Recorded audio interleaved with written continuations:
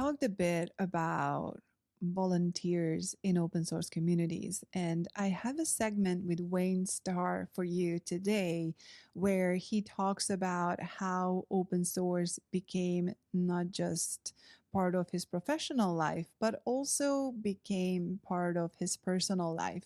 Because again, his personal interest in open source projects and not just using open source projects, but also making the conscious decision to participate in the communities of the projects that he started to rely on and was interested in. Wayne shares some tips and tricks in terms of how not to burn out when open source becomes not just part of, again, your professional, but also your personal life.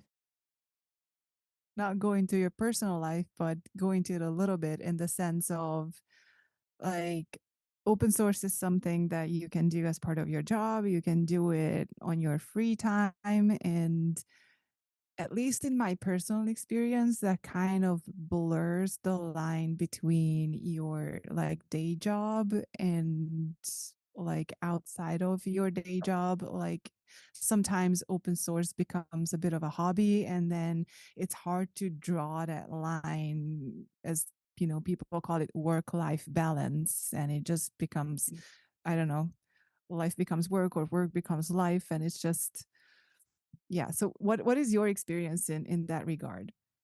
I would say that's partially true. I one of the some of the ARM versions of Zarf were tested on my Nintendo Switch because I wanted to get Linux. I wanted to get Linux running on a Nintendo Switch, Mhm. and then I actually learned a little bit about U-boot and some of those things, and contributed some stuff to the Linux for Switch folks because there was basically a mismatch with running containers of with the system D version was different from the Linux kernel version, so there's a kernel flag that had to be set. But the being able to do that and play with this Nintendo Switch, and then like be like, I wonder if my thing can run on this, is it's kind of a fun way of exploring that as well. So I definitely say I do see there's definitely things that blur. I've run Zarf on Android just because that was fun. Yeah, I don't know. It's interesting. Did you ever feel that this could be a risk towards burnout, or you didn't go that far into I'm experimenting with these things on my free time and it just eats it all up? Um, I think there's the one thing that one philosophy I've tried to hold there is like, um, don't make your hobbies your job. And I think so. While I do have tech hobbies, and I do obviously like play with my Nintendo Switch and stuff, I try to have hobbies outside of that as well.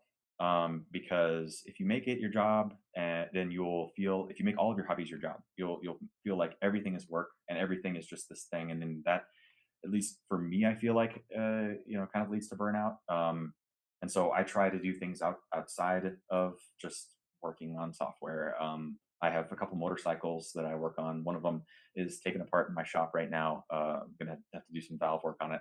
And then I sew. I work on stuff around the house and build furniture and whatever else. And so those things help keep me, especially trying to do more physical stuff because I still like engineering in general. So I like to build and play with machines still, but outside of the software space, um, that I think helps keep me at least in balance.